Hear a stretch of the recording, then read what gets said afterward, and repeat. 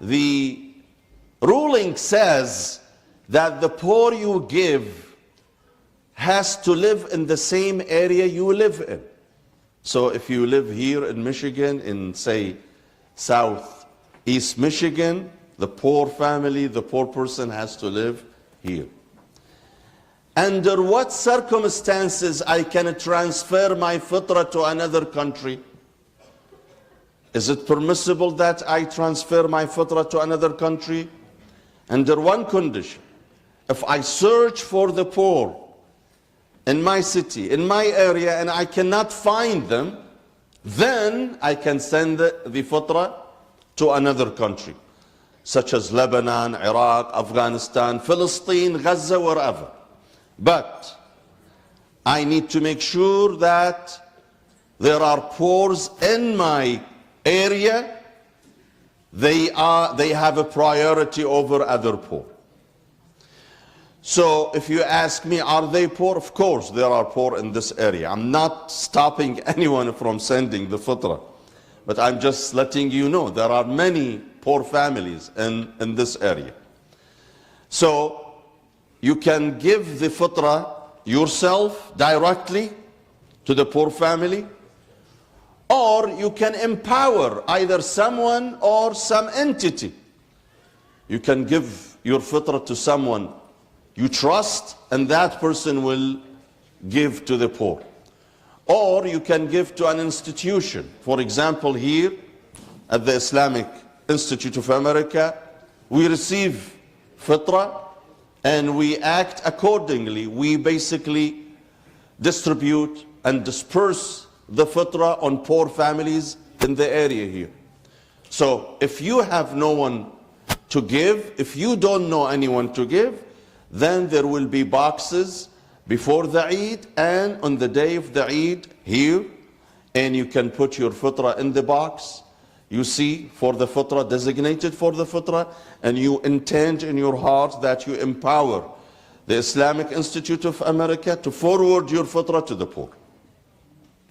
Now the fitrah becomes wajib the night of the Eid, the eve of the Eid.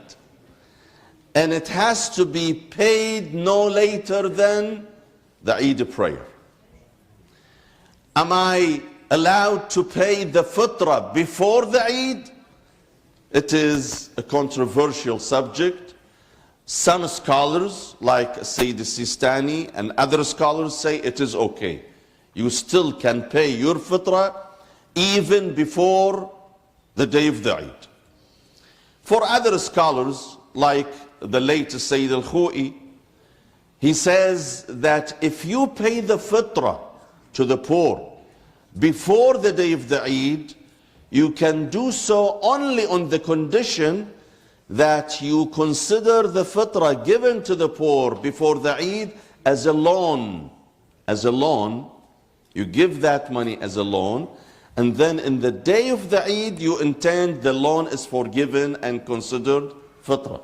Meaning, I see a family, I give them my fitrah based on the understanding that this is a loan I'm giving to this person, but on the day, if that happens before Ramadan, before the Eid, but on the day of the Eid, I just consider the loan I have given to that poor to be replacing and substituting for my fitrah, and you're done. But if you follow other maraja, living maraja, like Sayyid Sistani, he believes, and probably Sayyid Muhammad Hussain Fadlallah, they believe it is okay to pay your fitrah even before the day of the Eid. Now, for those who are descendants of the Prophet ﷺ, as we usually call them, Sayyid or Hashemite, they can give, they have to pay fitrah as well. If they are not poor, they have to pay fitrah. If they pay fitrah, their fitrah could be given to Sayyid or non-Sayyid. They have the choice. But if I'm a Sayyid, I'm a poor Sayyid, and I'm a recipient of fitrah, I cannot take anybody's fitrah. It has to come from another Sayyid. A Sayyid can give his fitrah to a Sayyid or non-Sayyid. a Sayyid who is paying the fitrah. But a Sayyid who is poor and recipient of the fitrah cannot take the fitrah but from another Sayyid. Finally, regarding the Eid, my dear brothers and sisters, many people are asking when is the Eid. The office of Sayyid Fadlallah announced for the followers of Sayyid Fadlallah that the Eid will be on Wednesday. So the masjid will be open on Wednesday. We will be holding 4 prayers, inshallah, at 8 a.m., 9 a.m., 10 a.m., 11 a.m. And then you decide which prayer that fits your schedule to attend. For the followers of other maraja', I don't want to jump the gun, and I don't want to say something before it happens. We have to wait till Tuesday night. If the moon is sighted anywhere in the United States or in Michigan, then the Eid will be on Wednesday. Otherwise, it is going to be on Thursday.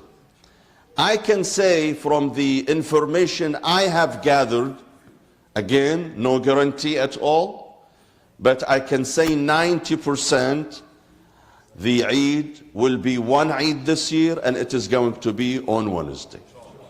But again, we need to wait till Tuesday evening, and we will make the final announcement. For those who want to know the final announcement, I am going to release a video clip, a short video clip, between 10 p.m. and 11 p.m. on Tuesday, and it will be posted on IIA Facebook page.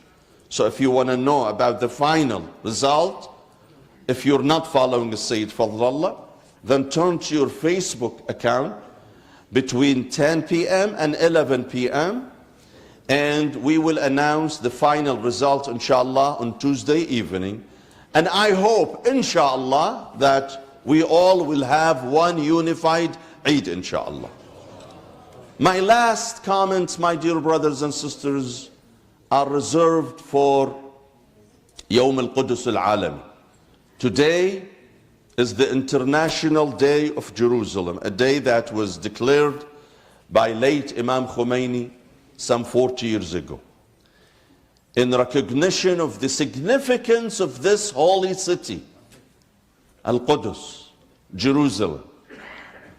My dear brothers and sisters, it has been for decades now, Israel is trying to change the identity of Jerusalem from a Muslim identity to a Jewish identity. We have nothing against the Jews, my dear brothers and sisters. But Jerusalem has been a Muslim city. Has been a Muslim city for over 1,000 years now. And by the way, my dear brothers and sisters, ironically, when Muslims conquered Jerusalem in the 7th century, Jews were denied access to Jerusalem by Christians. They were not allowed. No Jew was allowed to enter Jerusalem when Muslims conquered Jerusalem in the 7th century under the leadership of the second Caliph Umar ibn al-Khattab. Ironically, it was Umar ibn al-Khattab and Muslims who permitted, for the first time after centuries, who permitted Jews access to Jerusalem. They allowed them to come back to Jerusalem and to worship in Jerusalem and to dwell in Jerusalem and to live in Jerusalem. Why Muslims did this? Because Islam does not discriminate against other people. Islam respects other followers of other religions, particularly the followers of the two monotheistic religions, Christianity and Judaism, Ahl al-Kitab. In many verses in the Quran, Allah subhanahu wa ta'ala urges Muslims to treat Ahl al-Kitab, the people of the book, with respect and honor. وَلَا تُجَادِلُوا أَهْلَ الْكِتَابِ إِلَّا بِالَّتِي هِيَ أَحْسَنُ. Do not argue. Do not even argue, the Quran says, with the people of book unless it is through a good argument, a nice argument, and civil argument. So, we Muslims have no problem coexisting with any non-Muslim, particularly with the followers of the two monotheistic religions. But it is Israel, unfortunately, since its capture of Jerusalem in year 1967, in an unjust war, Israel occupied Jerusalem. And Jerusalem, according to all international conventions and treaties, it is considered an occupied city. An occupied city by Israel. No country other than the United States and probably a couple of those banana republics who would recognize the sovereignty of Israel over Jerusalem.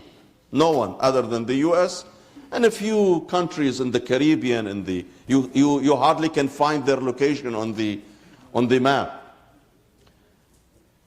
The rest of the world does not recognize the sovereignty of Israel over Jerusalem. Why? Because it is an occupied land. Because Israel captured by force Jerusalem in year 1967, and ever since it has remained under the Israeli occupation. My dear brothers and sisters, the situation in Gaza, it's becoming more heart-wrenching. It's becoming more and more heartbreaking. Last Saturday, there is an aid group who are not even Muslims. One from Australia. The other one is Paul. The third one is a Britain. The third one British. A fourth one is Canadian. Few people are leading a convoy of aid. People who have nothing to do with politics. People who sacrificed and risked their own life to be in Gaza, so just to help those helpless people in Gaza. Again, they were not Muslims, with the exception of their driver, who was Palestinian. The rest were all Westerners. Israel intentionally, deliberately targeted their convoy that consists of 3 trucks and killed them all. In a brazen attack right before the eyes of the entire world.